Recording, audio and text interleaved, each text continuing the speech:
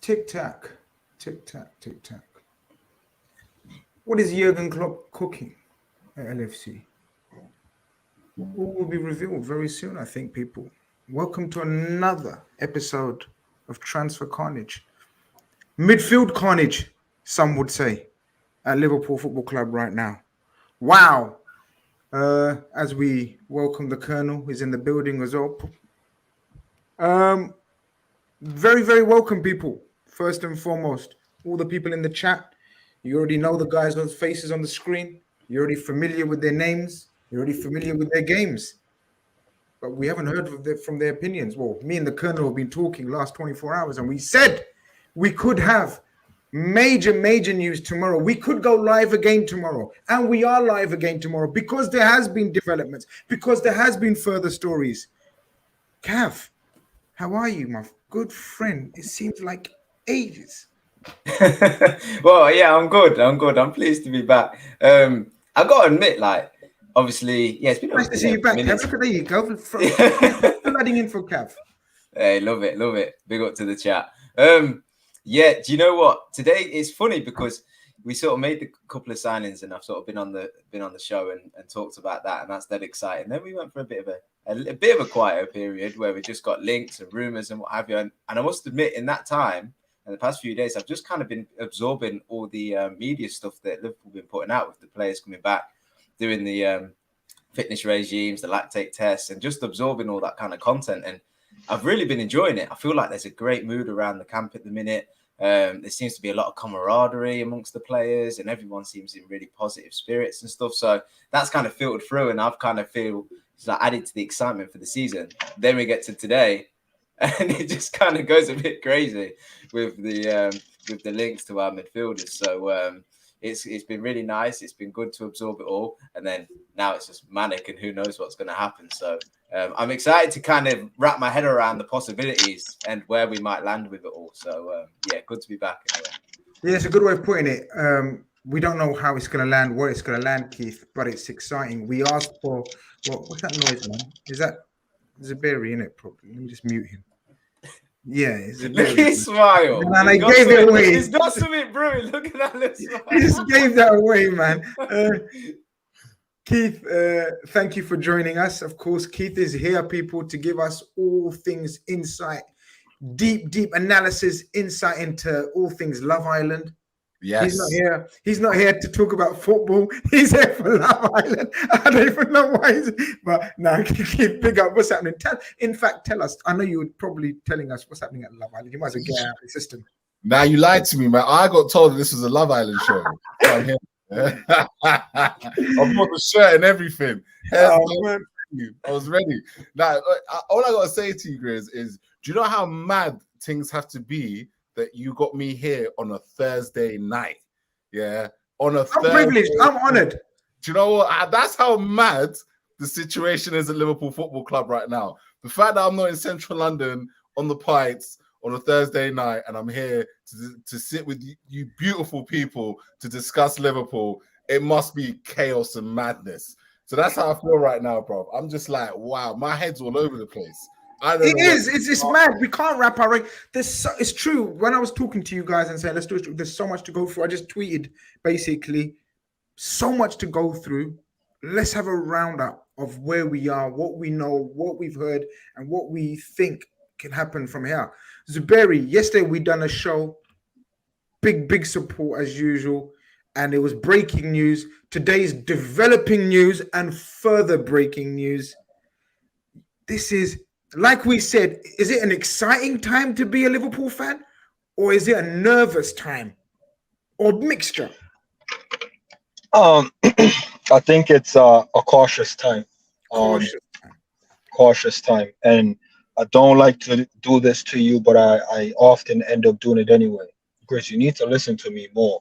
We dove in deep as far as, Hendo leaving, why he could be leaving, why it could be a good thing, why it could be a good thing for us, the club, and his family. And towards the end of the stream, I said to you, I wouldn't be surprised if he stays. I remember telling you that, and you're like, nah, man, we just talked to the length of how he might be going. And I'm like, yeah, but could be a smoke screen. He was like, nah, man, we're not having that. And what happened this morning?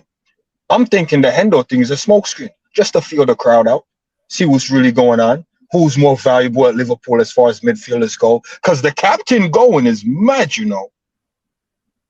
We have to admit the captain going is mad. You did say that. You did say that, but and I want to get into it because Cav and Keith, we haven't spoken on this topic. So I guess we could start with this Hendo stuff, but I want to start off. We're going to build up to the Hendo stuff and the Fabinho stuff, of course. People, 500 of you guys in here, not even 150 likes. The maths ain't mathing kind of thing, you know? Like, sort it out, mate. Do you know what I mean? Look, Cav, first and foremost, we asked for a rebuild. We asked for madness. We thought there's going to be madness in the summer. We thought ruthless, hard calls need to be made. Did you expect this much upheaval, potential upheaval? I think upheaval. I don't think it's potential. I think it's about to happen. But did you really anticipate this? What was your thoughts going into it? And now, where are you feeling? Well, I wanted a major shake-up. Yeah. I wanted a good rebuild. I don't like the idea of losing loads, 5-6 players in one window and bringing the same amount in, because I believe that leaves you with a lot of work to do in the season to try and, bed all these players in and get playing football that you need to go and win trophies. But if there was ever a season to do it, it's probably this one, be it the fact that we're out of the Champions League. We can rotate a bit more with the Europa League and maybe target the domestic cups a bit more than maybe we would have from the outset in previous seasons. Getting back into the top four has got to be a priority. If we can challenge for the league, great. But I think we probably have to, take that a bit of a step back and maybe think about that in the years to come after this season. So, like I say, if you're ever going to make wholesale changes, it's probably this summer. I think we all wanted it after the season that we've just seen. We've seen a lot of players decline in terms of their performances, and we were worried whether they could come back.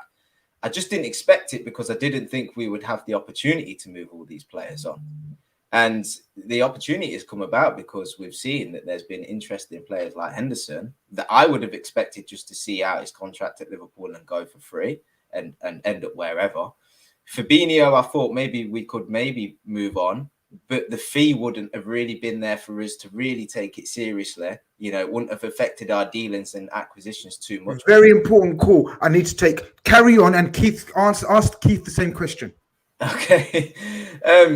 And then you look at, Thiago, whose deal ends next year. You think he'd probably just leave on a free, and suddenly it looks like there's interest in him as well. So suddenly you've got opportunities to move players on and recoup a bit of money while saving on some big wages to make these deals happen a lot sooner. Suddenly you need bodies in the door. You may advance a few deals that you were perhaps going to leave to the following season or to January.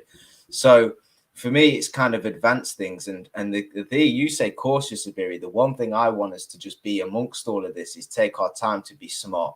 Like, don't just think, and I'm sure Liverpool won't do this, but don't just let Henderson go today or tomorrow, Fabinho the following day, Thiago the following day, and then be like, oh, damn, we're in a situation here. Let's just take our time, look at what opportunities we have with regards to acquisitions, and just be smart about the ins and outs. But the great thing is we have, like I say, we have an opportunity to do a bit of a shake-up, and that's going to give us a really good refresh to the squad. We can go, I'm sure we'll talk about the individual players, but what I would say is I think the quality that we have in the squad, the leadership that we have in the squad, the camaraderie and togetherness, while still having Klopp, I feel like it's not too much. I don't feel like this shake-up massively has ripple effects with the rest of the squad. I still think there's a good core there whereby you can make these big changes. So I'm excited by it. I think it's an opportunity for us. And I feel like it's come about because of the Saudi League and the clubs wanting to acquire players from all over. I think I can't remember a time like it really where players just seem to be moving into that league. Maybe when was it China and a similar thing happened then, and a lot of people jumped on the opportunity then to move players on. I think there was the team in Russia that was handing out big wages for players. You could jump on it then. Anzi, yeah. So I just see it as like, and I hope the club have been smart whereby they've kind of anticipated a bit of investment in this, and they've probably thought, maybe there could be some interest in some players we never thought we could move on quite so quickly. And they're seizing that opportunity. They're being smart and they're planned for it. And there's a bit of a strategy to do this shake up a bit earlier than perhaps expected. So, yeah, like I say, exciting. Keith, you tweeted earlier, you can't get your head wrapped around all this Henderson and Fabinho chat. We'll start off with Thiago Alcantara. There was rumors about Thiago Alcantara possibly attracting interest from Saudi, from Barca. I knew of Barca's interest. I done a poll a few weeks ago, said if Barcelona come in, it was unanimous that we should sell him. If Barcelona came in the poll, it was like 9,000 votes. And it's like, but I think Thiago will stay. I think Thiago should stay. I'm not sure, but I think he'll end up staying. Just first, we'll address the Thiago one first. Rumors of Barcelona coming in for him. Where do you stand on the Thiago one? Keith frozen. Okay, maybe we'll get Keith back. He still can't get his head around that. I know Zuberi, we've touched upon it, but with the other news, Thiago, does it change your opinion on Thiago? Can we flush all of them out? No. So Grizz, this is a convo me and Cav had a lot in last season, and like what do we expect from the squad, next season, because we basically written off the season. And one of the things I've asked for before the season ended was I need to see some sort of shape, because we weren't really seeing much to hang on to. And then towards the end, we got the shape.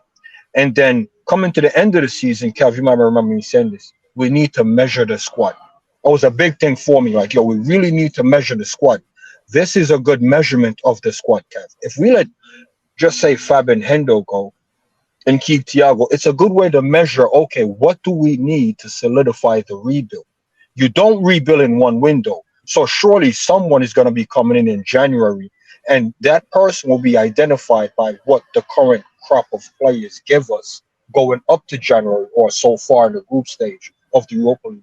So I think maybe I'm right again. We're actually just measuring the squad's ability to see what kind of rebuild is needed. We're not just grabbing random players, and I want all the fans to take note of the players coming in. We're not just going for certain names and certain flair. It's a legit rebuild, and I think they're being very diligent with who they select. But we also need to free up room. One of my big critiques of Klopp is, in order to bring players in, we have to let players go. Sure, we might lose some big names or some big impactful player, or player that we're just nostalgic about and have grown with. But losing them is an ability for us to really assess and measure the squad we have and the squad we need in order to compete again at the highest level. So with that being said, I think if both of these guys go, Thiago could stay. I think if these guys see like the project is too much of a build for them in their latter stage of their career, they might also want to go. So it might be backfiring on Klopp, where he said, I'm not letting no one go unless they want to go. And then all of a sudden, a bunch of these older guys that don't want to wait around for the rebuild is like, hey, man, I didn't come here for a rebuild. I came here to challenge. And if you're not challenging anymore, I want to go. So is it a case of all these guys want to go before the rebuild happen and they don't want to babysit it? Because if that's the case, being cautious might just be the right approach as Liverpool fans. I don't know what you think about that, Keith. But as you can see, I'm so in shock. Yeah, you're so in shock. Yeah. I'm in shock. Like, it's just a shock around the house. Are you in shock though? But how much of a shock are you in? Because we kind of look. Remember, we done the transfer show, and we done the predictions, and we said X going out and B going out. I'm clinging on to my shout about Fabinho 40 million. I think I'm pretty sure that I said Fabinho 40 billion. We're gonna come on to the individuals. But okay, overall, are you in? Is it that much of a shock?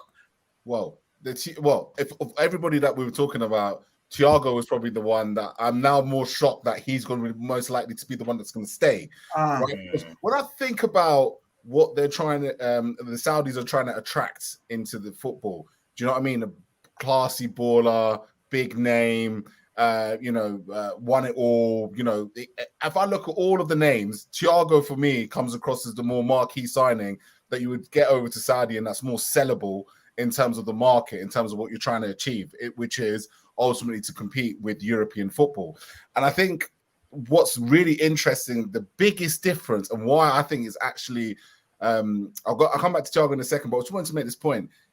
One of the biggest things that a lot of fans across the Premier League and Europe should be very careful of is time zones. See, with China, right? China, their time zones was out of sync with us, right? The US, their time zone with the MLS is out of sync with us. Saudi and the Middle East time zones are a lot closer to being able to watch almost evening games, right? To be able to consume the football, to watch games, to actually become a fan of that particular league based on where the Middle East are. So actually they're in a quite interesting position where they can attract people that maybe can watch games at suitable time, support teams at suitable times, and actually consume that content, which is why it makes them even more dangerous. Coupled with the fact that a lot of these footballers already spend a lot of time in the Middle East anyway. When you look at where they go on holidays, particularly in the winter in Dubai, they're accustomed to a lot of the cultures that are in there. They're accustomed to, they've got a lot of connections in there, a lot of friends in the Middle East as it is. It's a very attractive destination. Now, today we're talking about the likes of your Fabinhos and Hendersons, but what happens if that does become successful? And then what happens tomorrow? Then all of a sudden, who's competing with that type of money? No one's going to be able to compete. Like, we're scared about competing with Man City, Real Madrid. Now, all of a sudden, you've got another 15 other clubs that are going to be able to effectively take your prized possession at a given notice. So everybody's on notice. On standby, yeah. On standby, yeah. And that for me is a big, like, it should send alarm bells. And so going back to Thiago point, I thought Thiago would be the poster boy for that. So the fact that he's staying is probably my biggest surprise. And actually, do you know what? If it comes down to it, out of the three, who do you probably want to have as a rotational basis who's got the skills and the drive and gives to the midfield? You'd probably look at Thiago. Thiago has it all. I mean, injury-wise, yeah, it can be a bit of an issue. But if you're managing his minutes, he's probably the most impactful midfielder as it stands out of the three. So actually, could Liverpool come out of this doing well and keeping the right senior midfielder? Perhaps. But the Fabinho and Henderson thing, which we're going to get onto, still blows my mind. First super chat of the night is quite a good one. Arson Aloknarenga says, if Mane goes to Saudi, will he be called Sadio Mane or Saudi Mane? But yeah, not bad for an Arsenal fan. Just to address the Saudi League and the Pro League situation. So I spoke to someone who is part of the Saudi Pro League, and he actually works for the government, and he was kind of giving me an insight into what this project is about. So if people are mistaking this Saudi Pro League for like the Chinese, like I think Cav was mentioning, or other soccer movements, football movements like the US stuff and everything, no disrespect. He was telling me, he was giving me an insight into the man behind this, who's bin Salman, the king, the main man, MBS as he's known as. And this guy, he was telling me, and I've pretty much read up on him, he's the most single-minded royal they've ever had taking control of that country. He pretty much gets what he wants. They're being back to the tune of £28 billion. He was telling me how passionate the Saudi fan base is, the fans are. It's like no other. Again, with no disrespect to the Chinese fans or the American fans, it's not part of your culture, right? Zuberi, you'll admit that. Football, soccer is not part of the American culture, never has been. It's fourth or fifth choice at best. Yeah. He was telling me, for example, the four main teams in Saudi that are backed by the PIF, they're made up of it's like the Manchester Derby and the Merseyside Derby equivalents. 2 teams in Manchester, 2 teams in Liverpool. And he says, the passion shown and the crowd turnout and the rivalries are simply out of this world. It can't be described. He also told me as well, I didn't even know this. He said 65 to 70% of the Saudi population is under 30, he said, or 40, was it? I can't remember now, 40 or 30. And he said they're mad for football. Like Keith said, it's accessible, it's viewable. They're here to stay, people. They're here to stay. They're here to make a big, big splash. And Cav, you're right. It's come out of possible good time for us because we were contemplating how we're going to get rid of not deadwood, but you know what I mean, players, finance, moving on players, buying players. Like Zuberi says, if you buy players, you need to move on players. And we've always been a club that has to not sell to buy per se, or maybe all right, sell to buy, but we need to move players on and bring players in. Is it a case of the opportunity, like you said, is too much to turn down now, to go for the kill in terms of overhaul of the squad rather than let's just be cautious? Thiago stays, maybe sell Fabinho, keep Hendo, and we'll assess it again. Or is the timing so good that we can't, we have to capitalize? I think we have to capitalize. I mean, one thing that we've seen is a bit mental. I mean, the rumored sort of wage that was offered to Henderson, I think it was like 700,000 a week. And then the reports following that was that they wanted him for free. And then there was a rumor of a £10 million fee. And then there was a rumor of they'll walk away. They're not willing to pay any more of that. Which I was kind of sitting there thinking, well, did it take £700,000 a week to get Henderson, convince Henderson? Because I'm pretty sure you could have like maybe slashed that by almost half, maybe put more into the transfer fee and got him, you know. So I couldn't quite work that much out. But that's not a good example for what I'm about to say, because what I was going to say is they're actually quite smart. Yes, they have money, but they're quite smart in their approach. And they will one way or another build this infrastructure. They will, you know, they'll have the teams, they'll have the stadiums, they'll have the facilities. You've already seen it when, you know, Ronaldo went there, and you see like all the hotels and stuff. It's an incredible place, and the lifestyle for the footballers will be amazing. Plus the money and sustaining their, you know, children and children's children and all of these kind of things. They'll manage to attract the players one way or another. I just wonder if Liverpool, FSG, recruitment team, I don't know who it would be, anticipated it. You know, we spoke back, you know, at the World Cup last year about possible investment because we needed money in to start doing an overhaul of the squad. We had obviously the training ground done, we had the stadium expansion done. The next project really was the players, and we needed funds to do that. And we were looking at minor investment, and we sort of threw up, you know, a few rumors and ideas of major takeover and major investment. That hasn't come to fruition, but what has kind of arisen is this opportunity to move players on to leagues that don't directly affect you because they're not going to rivals as such, not at this point in time, and you're recouping some money. And I just find it hard to believe that it's a coincidence when there's people in the footballing world that clearly talk. You can clearly see the infrastructures physically in terms of the buildings and where money's being invested in these countries. At some point, the investment was going to move to players. They're not building these stadiums. They're not building these facilities just to sit there and watch nobodies, farmers. There's going to be players coming. And I just wonder if we as a club just waited for the summer to see if our players would be an attractive proposition. And of course they would be, because they're some of the best players in the world. And I just wonder if we were smart in terms of holding off some deals, not committing to an investment, not committing to getting invested with these leagues and these people that are associated with these leagues and these clubs, because that's perhaps too much commitment for FSG. And actually we just thought, you know what, we can maybe move some players on here. We'll get the two in that we feel that we need, and we'll buy our time and we'll move it on and we'll advance some deals. So I think that there's actually, Liverpool maybe could have played a blinder here. I don't know. We'll have to see how it all plays out. It changes daily. I was thinking this very thing, Cav. I think you've made some very interesting points. Honestly, I think you have, because do you remember we'd done a few shows and we were thinking, or I think Keith and Zuberi might have been on with me, and I was thinking it's very unlike Liverpool this time round, how we're putting so many names out there in the media. So many players linked. Normally, we're very silent assassins how we go about our business. This time round, we put a lot of names out there, spinning a lot of plates. A lot of, you know, everyone knows I famously welcomed Kefran Turam, right? Because I was told, and very reliably so, we have a deal agreed if we so choose to execute that deal.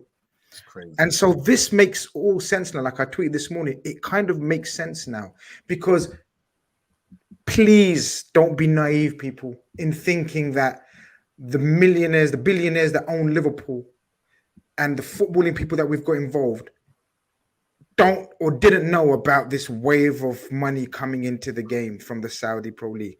Please don't be naive and think, oh, it's just happened out of the blue. These people project stuff like no man's business. It's not on our wavelength. That's why they're billionaires, right? Well, that's why George Smith, like he wasn't brought in here just to sign 2 players. Make it make sense. Make it make sense. But look, spinning plates, making deals with players, knowing, Zuberi, are you of the opinion, like Cav, that maybe the owners knew what they were doing and they knew this money is coming in and it's going to make life easier for them? They haven't, look, right now they haven't struck gold in any way whatsoever, but it's made life hella easy for them in terms of moving players on and the wages. Wow. Imagine we've relieved the 4 players that we've relieved of their wages. Like we know Milner was on good wage. We know Bobby Firmino was on a fantastic wage.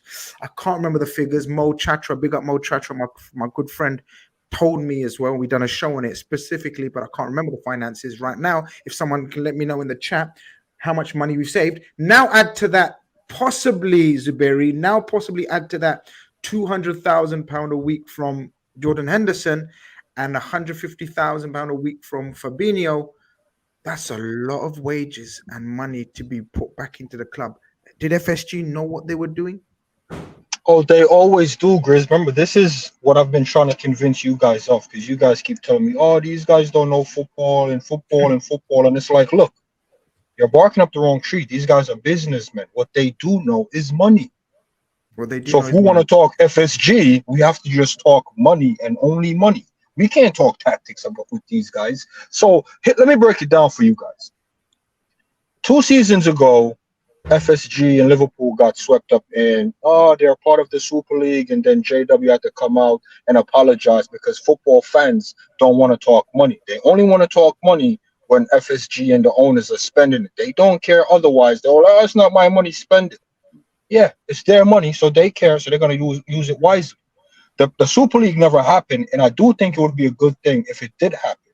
So here comes this institution back in with, trillions of dollars, billions of dollars, and we didn't let them in because Premier League fans want to keep the Premier League holy and, oh my God, it trickles down to the small teams.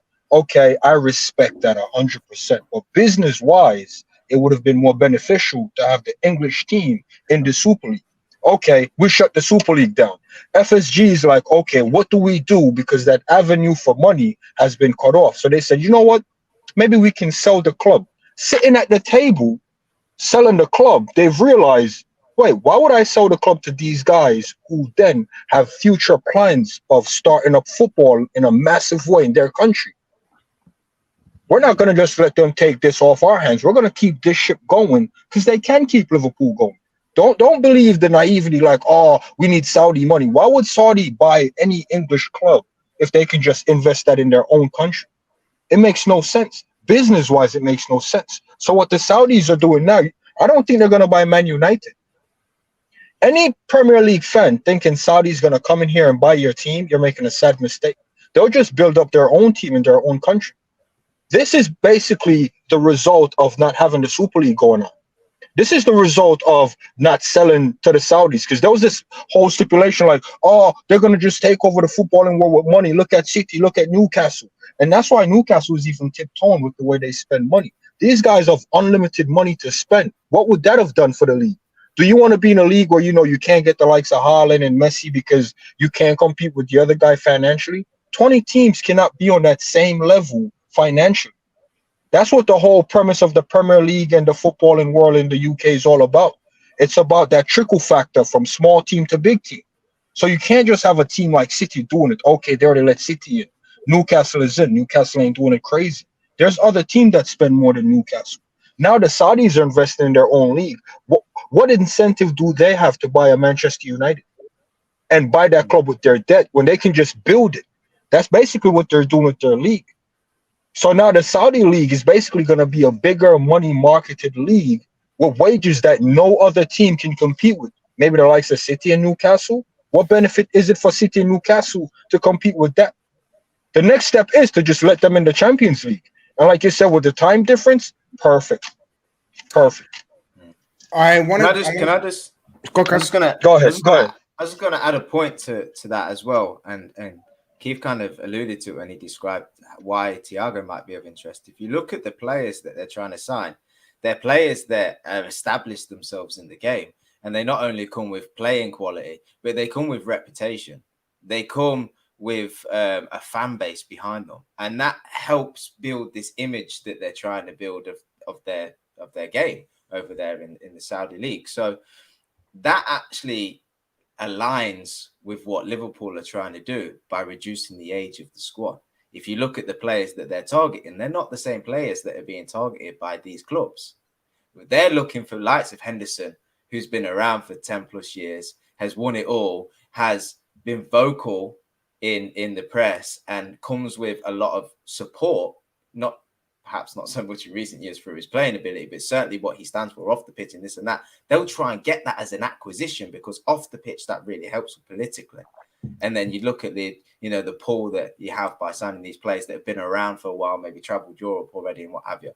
They're not going for a Thuram because he's yet to establish himself. He doesn't bring that other side of his footballing game. So it kind of aligns with our vision that we can move these players on that are slightly a bit older and give that to the league, the clubs in that league, that because they want them. And we can go and sign these younger players and refresh and lower the age group. Plus, we know that the advantage of having a young player is we can have them for a long period of time without having to go out and sign more and more players. And if we want to take the opportunity to move them on again and recoup the fee, we can do. So it's actually aligned with our kind of approach to how we want to refresh this squad as well. And then my spin-off point to this is, what's FSG's long-term goal? Because if Zabir is correct in saying they're not going to buy a club, at what point do FSG stop? If the Saudi league grows, the TV deals get better in them leagues than the Premier League, at some point FSG need to just build the infrastructure, improve the squad, recognize that the investment's going to decrease because the money's elsewhere, and then decide to move on. Maybe it's a bigger conversation, but it's interesting when you think about the squad refreshment, because there's always an end point. You're always working to a point, you see. So I just think it's interesting because there's loads of things at play, and I just think if your strategy is right, you can just not manipulate, but you can take advantage of the situation. What, like we buy a club, maybe buy a Saudi club, own a Saudi club in the future. You never, if it gets big enough, why not? Like everyone got multi-club ownership these days. FSG may never, you never know, they might pop in and get even closer. Sorry. It is. Look, it is a topic, and it is a deeper topic that we will try to address on a RedFellas show, possibly, where we can really delve deep into that. But look, obviously we get onto the Hendo news first, and I haven't had Cav's and Keith's opinions on it. So look, bit of confusion about the fee and the asking price and whatever. So I tweeted 2 days ago that Jordan Henderson will be allowed to speak to any club if a £10 million offer is received. And people went mad. What do you mean by 10 million? He's our captain. He's worth. If Koulibaly's going for 20 million, this 10 million, it's not a release clause, and I don't understand the exact complexities of it. But I was told at the time in 2021, when he signed the first extension in 2021, and I mentioned at the time as well that 10 million fee. So you got to remember at 31, I don't know why. Don't ask me why, but I'm just saying at 31, he was he had a 10 million gentleman's agreement, maybe the best way of putting it that he can. And at that time, who would have thought that Jordan Henderson, someone's going to come in for Jordan Henderson at 33 or whatever. So that's the reason why. I firmly believe that the Saudi club, Ettifaq, are aware of this stipulation in his contract, and so therefore are lowballing Liverpool Football Club. They're doing our tactics on us. So how we knew about the McAllister scenario situation, right? where he had a clause in his deal, 35 million, whatever it was, 45 million. I think that's being done on us. Keith, it's been made clear to Henderson, the wage, it's not 700 grand. Again, I'm not claiming to be privy to the exact number. I was just told, it's not 700 grand. Again, the same man who broke the news about the 700 deal, I believe Dave O'Cott, check him out on Twitter. He's come out since and said, it's not that, it's lower than that, but with the tax benefits, it gets quite ridiculous levels. Jordan Henderson has apparently agreed to accept the personal terms. Jordan Henderson has apparently met Jurgen Klopp today and said, what's the situation with my playing time? And I have an offer on the table. Jurgen Klopp apparently has turned around and said, your playing time will be limited. And if you want to accept that offer, I can't, and I won't stop in your way as long as we can get an agreement. Now the situation arises where Liverpool want 20 million. They're willing to pay nothing nominal for, because they know if we get to 10 million, they have to kind of talk to us, whatever. Anyway, so they're starting off from 0, willing to go up to 10. Liverpool want 20. Keith, after hearing all that, where do you stand with Jordan Henderson and the state of play? And me and Zuberi been chatting to death about it, and this is our second show on it. I want to hear you and Cavs. Jordan Henderson, the player, the captain, everything. Give me what you got on Jordan Henderson. Is there a point of no return? Would you sell him, take the 10 million and run? Can he come back from this? If they don't agree a fee, if Liverpool really dig in, I don't believe Liverpool would dig in. I just want to put it out there. I don't believe Liverpool would dig in eventually, because they're going to want Henderson to get his move. If he insists, he hasn't insisted, he's just kind of accepted that offer. There's a difference, people. Insisting on moving and accepting an offer, if the clubs can agree, is different. But is there any way back for him? And what do you make of this? I know. Sorry, a whole heap of exclusive there. Yeah, I think, first of all, I think it has to be known that Jordan Henderson is a lot more savvy than his persona makes him out. I think from a business perspective, to his credit, he knows how to negotiate terms. He knows how to get himself a big packet, wage packet wise. I think he's a lot smarter than probably people give him a lot of credit for. And actually how he's gotten himself into this position in the first place is a testament to how savvy he is. So it doesn't surprise me in the slightest that he's accepted terms on, and I think the conversation about life-changing money and, is it this? I think that it shouldn't be, the focus shouldn't be on kind of, is it life-changing money, right? Because he's a footballer, he's making life-changing money.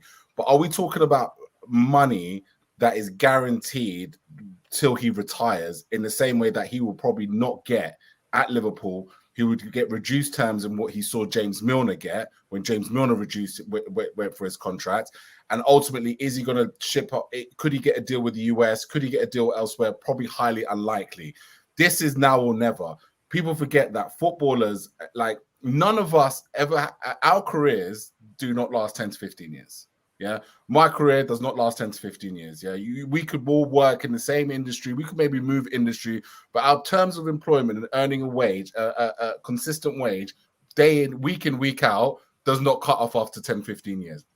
Footballers does, right?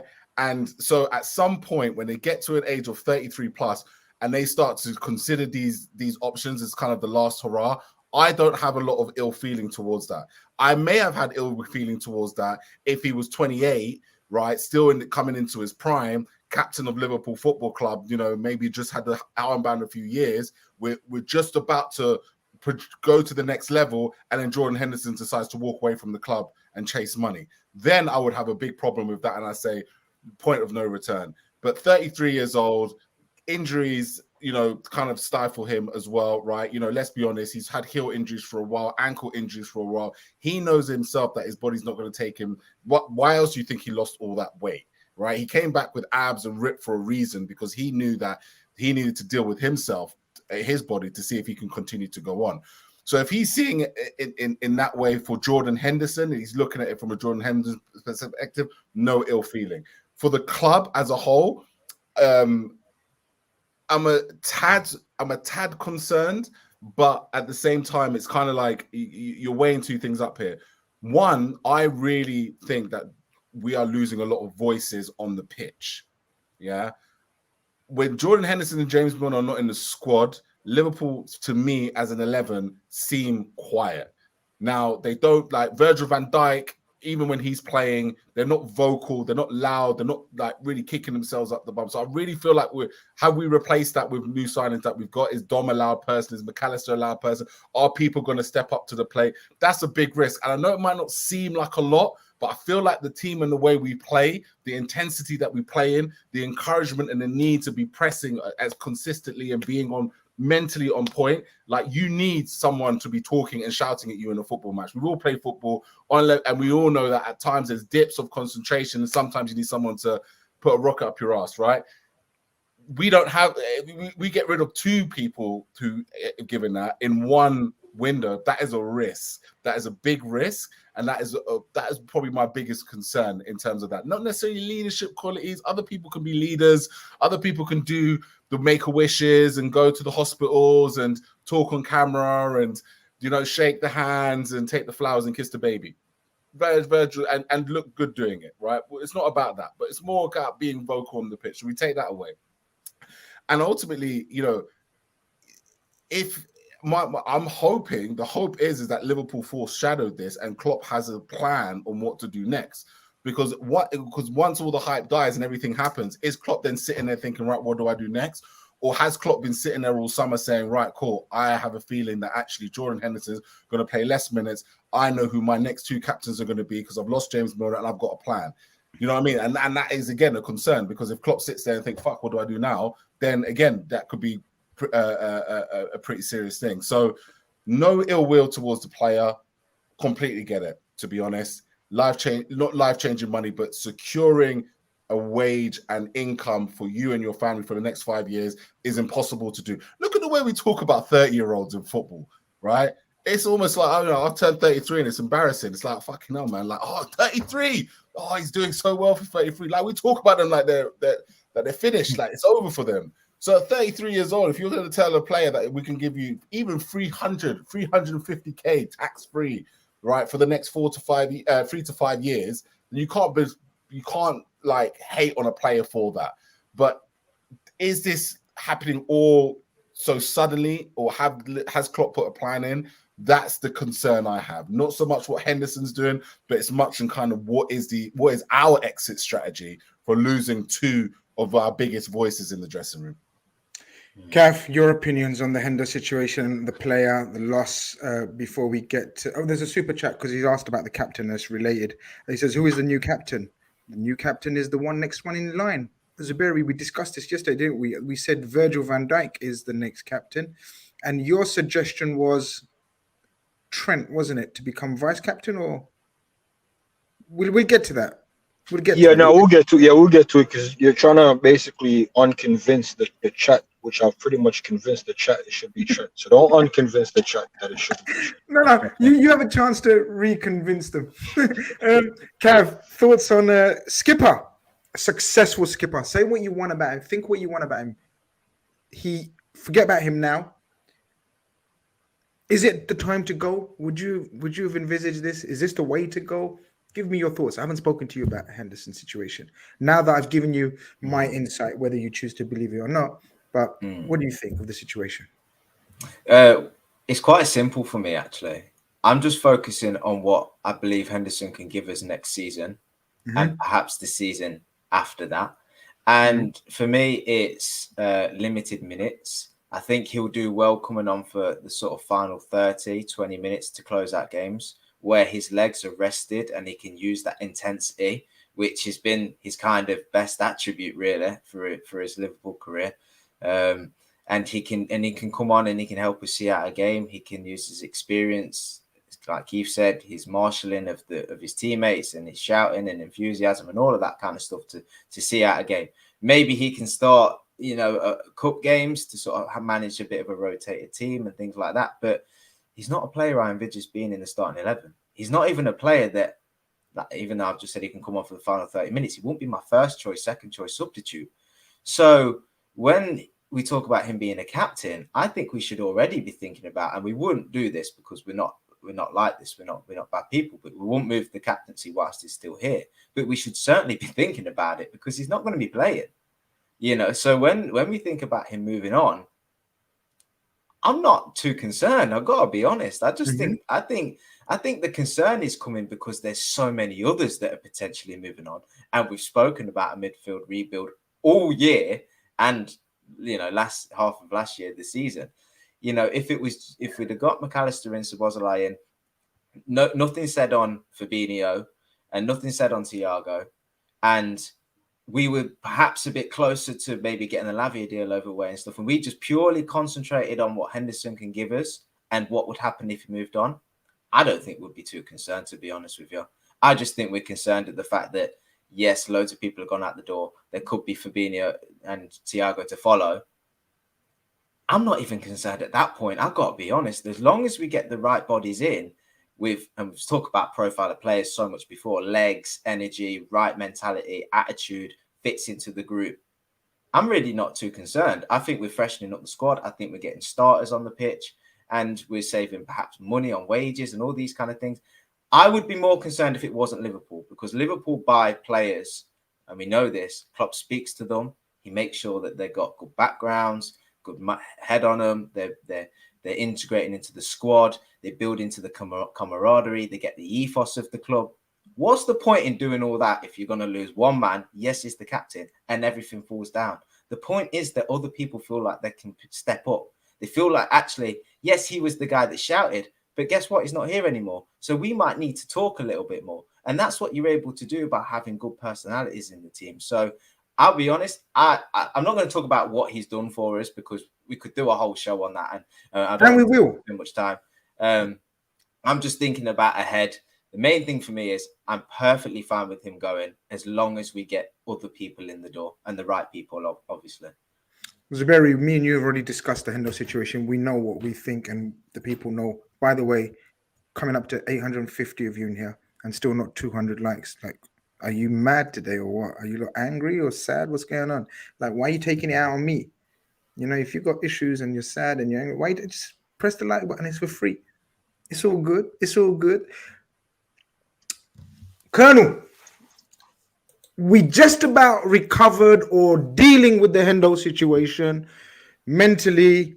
All right. We kind of accepted he's going. It's just a matter of negotiating a fee now, etc., etc. And then the next bombshell. Just when we're going for shelter, we think, we come out of our shelters and we're thinking, okay, boom, another one.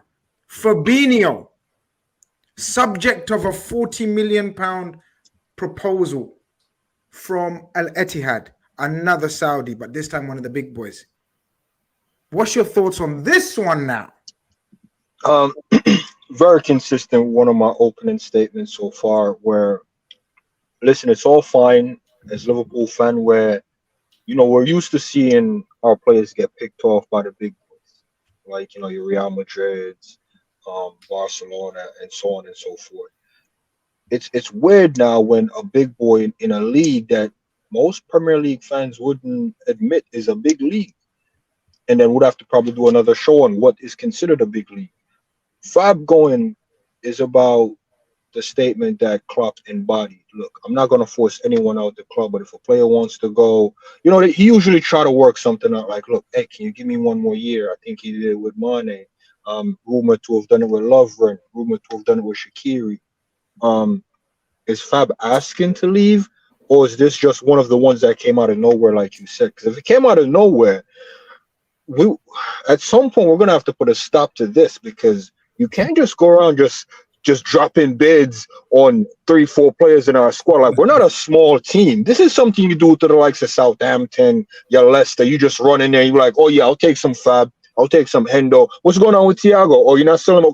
We're not a supermarket anymore. Remember, Klopp created this environment where players can feel safe knowing that they have a future here. Are we now saying we're at the point where players aren't? Are we saying our players are untouchable, but then they go, okay, how does 40 mil look? Because I feel like the 40 mil is really a test, like, hey man, 40 mil for Fab, what are you saying? How much more are you going to be getting for it? Who's going to come in for Fab at 40 after the last season and a half? We're now faced with a completely different problem. And now Fab is going to be looking at Klopp and saying, well, yeah, I hear there's 40 mil on the table. What's your plan for me? What Klopp is going to tell him? Or, Hendo is going to take the Milner role. You're going to now take the Hendo role with his minutes. Like, Fab don't want to be fighting for his spot, even though I think he should be. I think all players should be fighting for their spot. But I just get this weird feeling that the project ahead, I've seen Fab sitting on the bench, not so happy, making side smirks with other unhappy players on the bench. So 40 mil for Fab, I'll take it, I'm not going to lie. I don't care who leaves. I don't care about the money coming in. All I care about is that rotating door that this business has always been about. And for some reason, it seemed like the rotating door was closed where players weren't leaving, which hindered player coming in. Because if you're telling me your first 11 ain't leaving, then what's the purpose of signing a new player? Because that new player wants to be a starter. It's hard to convince a new guy, yeah, come over here and sit on the bench. It's really hard to get a promising guy or a hot guy to come in and just sit on the bench. You see what I'm trying to say? And we've never went for the top guy because it's hard to tell the top guy, yeah, come play second fiddle to Mo. Come play second fiddle to Bobby when he was there. Mane. Remember, we had one of the coldest front three. Which top attacker we're going to convince to come in and sit behind these guys? The midfield, it was a different type of midfield as well. They're calling it the Brexit midfield, the workhorse midfield, the engine. Oh, we don't need quality. We just need hard workers and fighters and grit. Well, you're not going to convince a saucy midfielder to come and play second fiddle to that. So as long as this door is open where players are going and players are coming in, I'm completely fine with all these changes. A lot of Liverpool fans for the longest has been screaming, change. If you're not going to change the football club, then the owners need to get out of here. Well, guess what, people? You get what you asked for. Change is upon us.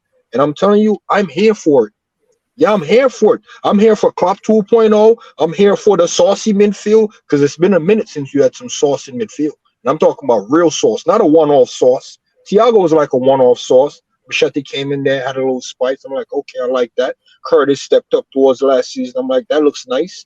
Trent went in. I'm like, that looks nice. We're getting a completely different spice. And I'm here for it. I'm here for it. Philippe, our Newcastle fan. Big up, Philippe. I bet you're excited for the up and coming season. Big up yourself. And good luck to your team. I think you guys are probably going to do a madness in the next 2-3 windows as well. He says a crazy window for Liverpool. If Liverpool do a massive rebuild with two new midfielders and a centre-back, one cannot rule them out of a title race. Interested to see who comes in. Keith, the Fabinho. So, Fabinho link, I don't think it's out of the blue. I think Fabinho stuff is quite calculated. You got to remember who's the owner, who's the manager of Al Ittihad. Do you guys know? Any of you guys know? Nuno Espirito. Who was Nuno Espirito? The ex-Wolves manager. What's his relevance with Fabinho? He was the one who brought Fabinho to Europe with this agent. What was the agent's name, man? Well, the super agent. Super agent, Mendes. Mendes. He's what a guy, by the way. So there is a link and there's a connection there.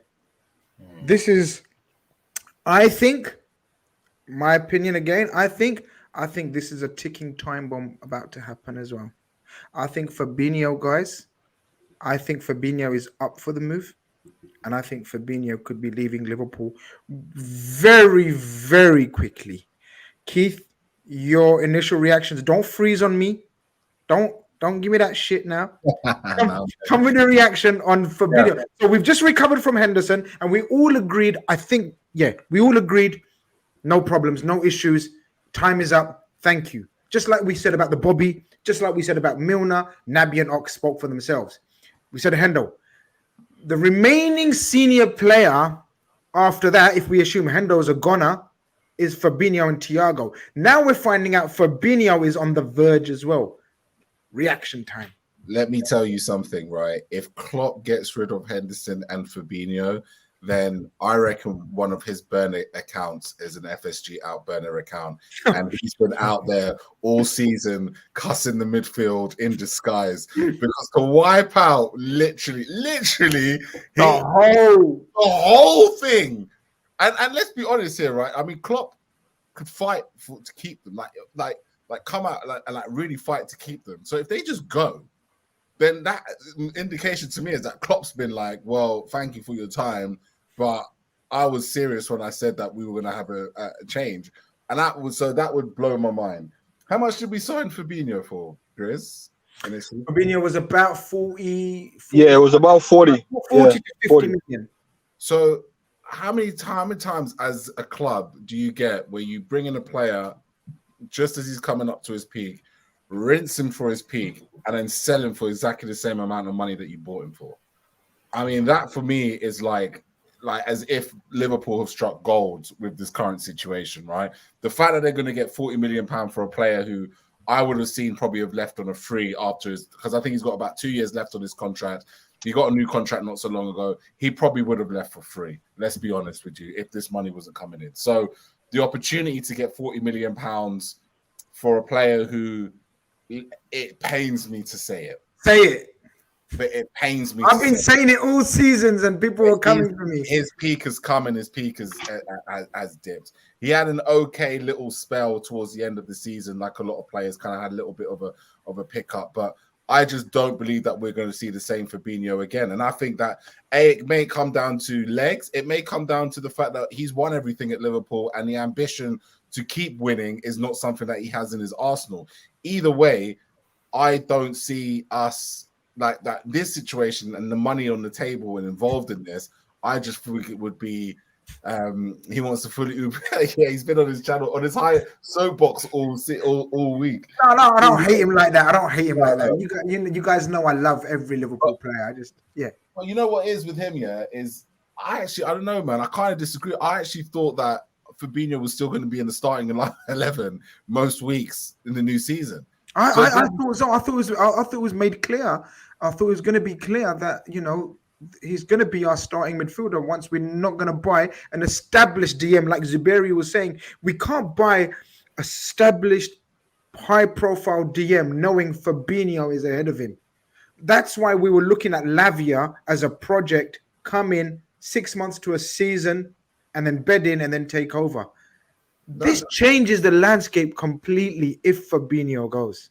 But also the other thing it changes is, okay, so we've been talking about Lavia pretty much the entire season, right? Entire transfer window. My question then to the panel is, well, if you're going to lose Fabinho and you're going to lose Jordan Henderson and you've lost Naby Keita and Oxlade-Chamberlain and James Milner, then are we going to go for somebody like Lavia, or are we going to look for someone who is already established in world football? Do you know what I mean? Like, what is the possibility? Well, this leads me very nicely to the next super chat. Shane sends in a super chat. He says, panel, the real question is, who do we go and get if two or all three are leaving? Obviously, we need a ready-made player, but how many and who do you think we should get? Cav, I've got your thoughts on the Hendo. We all agreed to a man about the Hendo situation. We're coming round. Zuberi's cool with Fabinho going as well. You already know my thoughts. And Keith's given his. What's your thoughts now on the Fabinho scenario that I've just painted for you? This is mad. I just think the money is spoken with Fabinho. I think a bit like Keith, I kind of expected him to be here next season. I was of the opinion that yes, he will never get back to the levels that he's been at before.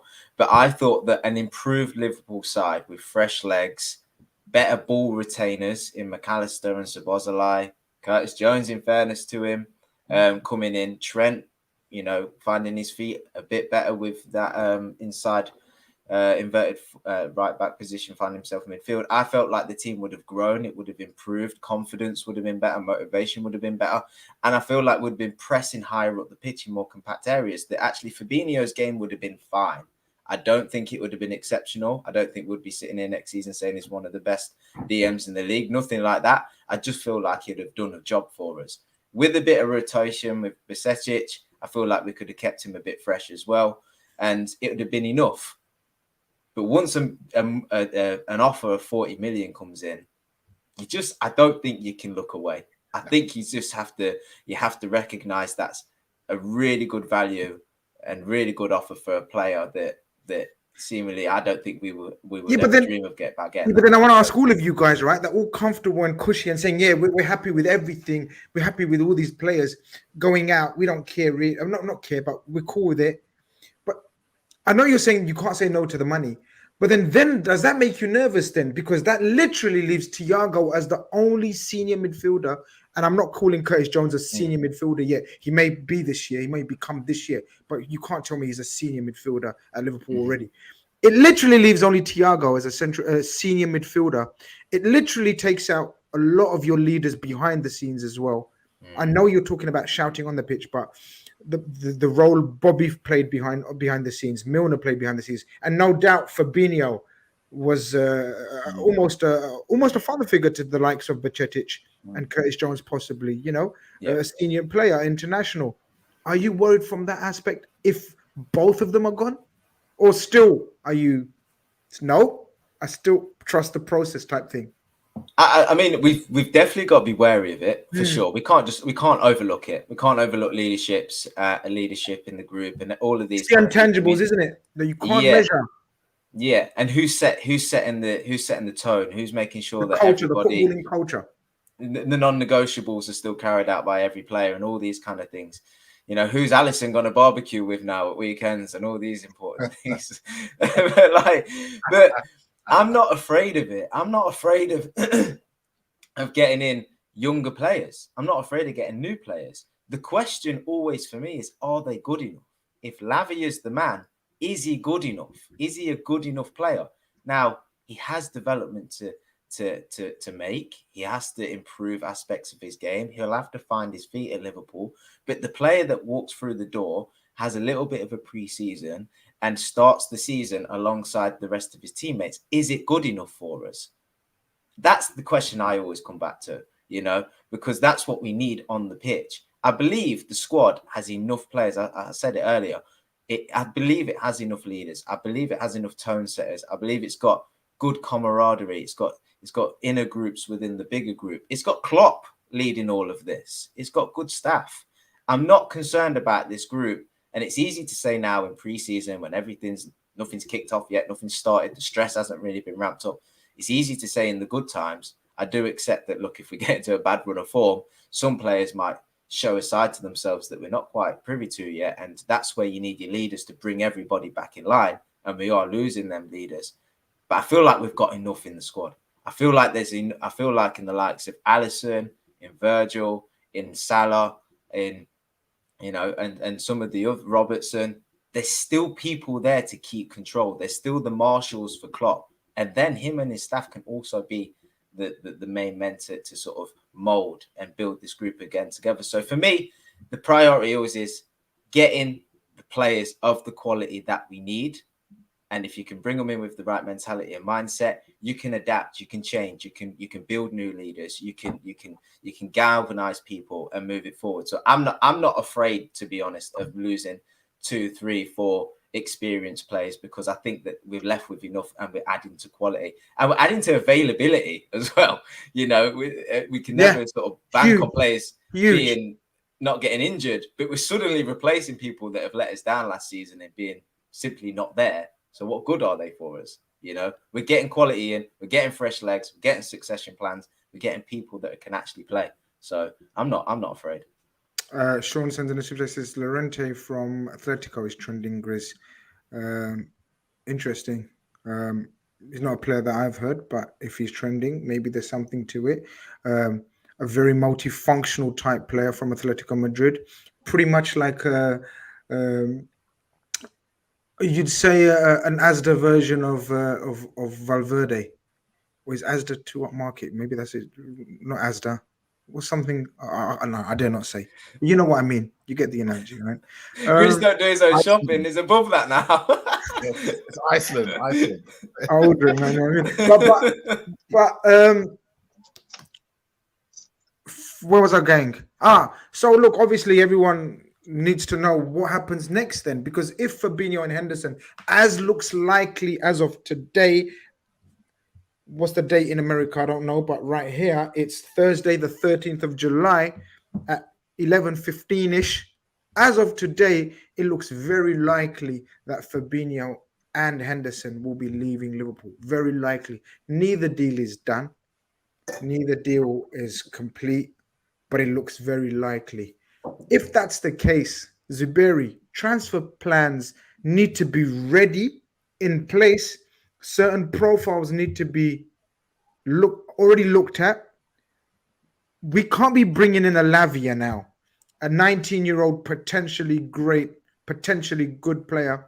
We need ready-made. Like you said, someone has got a spot and a window to say, yo, remember Fabinho? He played majority of our games. We need you to come in and take over that. Not necessarily, I do agree with that. You're backtracking. No. Because it's not as cut and dry as us fan would like it to be. And you also had one of the expert journalists on there saying, yeah, with these transfers, it's up and down, nothing is guaranteed. That's basically what I just want to highlight. Now the project is easier to sell to a bigger guy or a big name established player, because now you can show them the statistics. Last season we had 12 midfielder and we couldn't rely on 6 of them. Mm-hmm. Let that soak in for a second. We have 12 midfielders on the book and we couldn't rely on 6 of them. 5 to 7 is potentially out of the door. I mean, 4 of that is already gone, and we can potentially get rid of more. 1 being a loan, Carvalho loaned out. So what I'm saying, 5 is already out of that 12. You got 2 in that we can potentially rely on. It's an easier sell to an established player. I would say McAllister is established in the Prem, won the World Cup, ripped us open. To say he's not established is crazy. Szoboszlai comes in with the suave, the confidence. What more can you need from a new signing? That's exactly what you go for. The Lavia one, yeah, I can see that being a bit too much for him, I would say. Not because he's not of the quality or ability, but we don't really want to be resting our Europa League trophy on the back of Lavia, is what I'm trying to say. So when you go for the next type of players, it doesn't have to be breaking the bank. It doesn't have to be a lot of activity. We can just really measure the squad, because we have now youth in the midfield. When I mean youth, I'm not talking about your Basetic and your Elliott. I'm talking about, prime youth stage, that 22 to 26 range. Before we had just like 29, 30, 33, 37. The age was crazy. The legs was not looking right. Hendo was running out of steam at 60 minutes. So it's like almost we have the quality, but it's lacking the longevity throughout the game. Now we can say, yeah, nah, man, these are new crop. We can actually start rinsing. Fabinho came in. He was the lone 6 for at least 3 years. We really rinsed the crap out of that guy. We got some fresh guys we can rinse now. I'm not a fan of rinsing them, but I wouldn't be surprised if we just get these men in and rinse them. They're at rinsing age right now. And we have a manager. Who has a history of rinsing, man. And we gave him some fresh guy to just squeeze. And a lot of juice are in these guys, is what I'm trying to say. So is he going to go break the bank? I don't think he needs to, Grizz. So it's not like I'm retracting. I'm just saying, yeah, the project looks good, but he'll measure what he currently has to rinse and then say, you know what? Let's add another one in there. But I don't think he'll go crazy for 2. I think he might just try to find the one right one that believes in the rebuild and go for that guy. Whoever it is, whether it's the nailed-on starter or you have to fight for it, but it's there for you. Because no one is guaranteed right now. So whoever comes in, it's open, take it. Big K, if I tell you that Liverpool Football Club is trying to bring Tchouameni, trying to reignite that transfer or reigniting that possible transfer, would that appeal to you? Because I believe Liverpool are trying. It's a very complex situation. But if there's an avenue, we are ready to explore it. Just like the Colwill. Levi Colwill is our number 1 centre-back. But again, that looks a very difficult deal to do. But we believe in him. If I was to tell you that Henderson's gone, Fabinho's gone, and all the other players gone and everything else, and we bring in only 2, and those 2 were Colwill and Tchouameni, would that be the levels that you're aspiring to look forward to now? Or would you again still say, okay, if Tchouameni, you're still looking for 2-3, like let's say a Lavia and a Thuram instead, to project very highly projectable players, but obviously cheaper, because Shoemania will cost us. So there's a kind of a catch, or I don't know how to word it, but Shoemania's bonuses weren't activated this season. Shoemania had bonuses of 20 million pound worth of Champions League and league appearance bonuses. They weren't activated. So therefore, Real Madrid would be looking to recoup less than what the reported figure was. Liverpool are aware of that, but at this stage, I don't know what Shoemania thinks of that deal or Madrid think of that deal, but we are looking to explore it. It's a wild card. It's a tough deal to make, because the argument would be, was Shoemania not supposed to be part of this new era of Madrid era? Yeah, midfield bid. So are we trying to take advantage of a awkward situation where he's not getting enough game time, and we feel that now, going back to what Z said, is like, okay, now we can sell Shoemania the project in its entirety, that you will be a guaranteed starter and you'll get a time to bed yourself in with European football, Europa League football. You know what I mean? And I suppose you're going to have to tell him to take a step down, and are you going to pay him the money as well? So it's an interesting target. It's one of them ones where the Levi Colwell one is probably one of the things that I'm most interested in seeing how that develops, purely because I think that can be a bit of a game-changing of a signing. I think he was absolutely superb in the Euros. I think he's got everything to become one of a top centre-back, injuries permitting. The midfield one, Grizz, if I'm completely honest with you, I don't quite know where to put my finger at the moment in terms of, who takes the role of Fabinho, because you are looking to get, almost guaranteed, like someone that's going to make an impact the way that Fabinho made an impact. And how many of them are available in the market in this current level of time? You've got Arsenal, who have still not paid their money yet to someone like a Declan Rice. He's not been bought. Obviously, you've got other, No, get over that one. Stop that one. I'm over it. Get over that one. That's done. No, I know personal sensibility, but I suppose you've got your likes of you looking in within the league. You got your Jacob Ramsey's, players like that. Paulino Fulham has been mentioned before. 27, isn't he?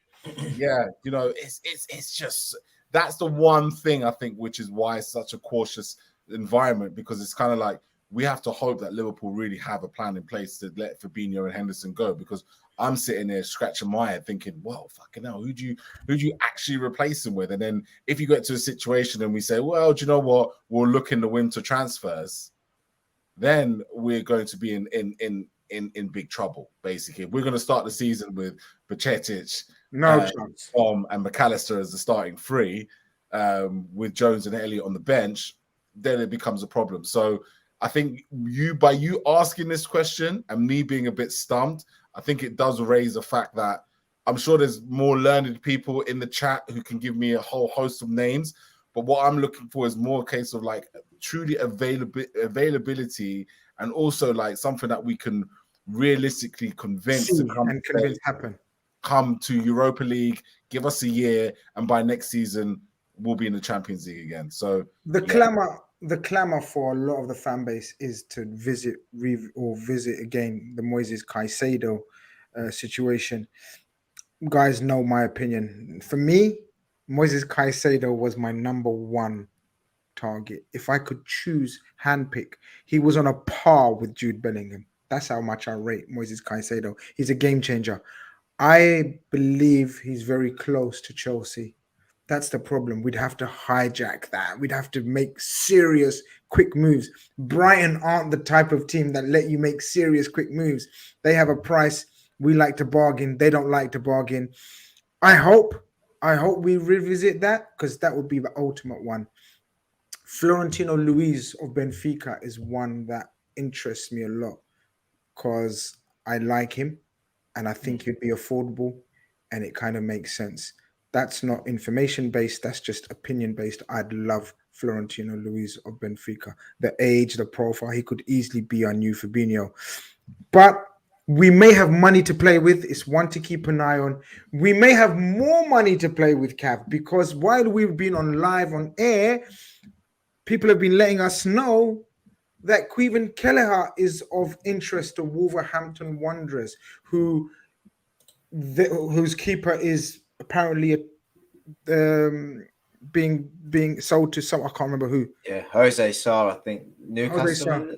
I Is can't it? Am remember I the getting it team. right? No, it wouldn't be Newcastle because they've got a top keeper Got in Pope. Pope, yeah, already. I can't remember whoever it was. That's what I saw. But Kelleher, Cav, this kind of makes sense. We kind of anticipated it. And the fee, obviously, we're looking at is around the 15 to 20 million pound. That's a no-brainer on both sides, or is it?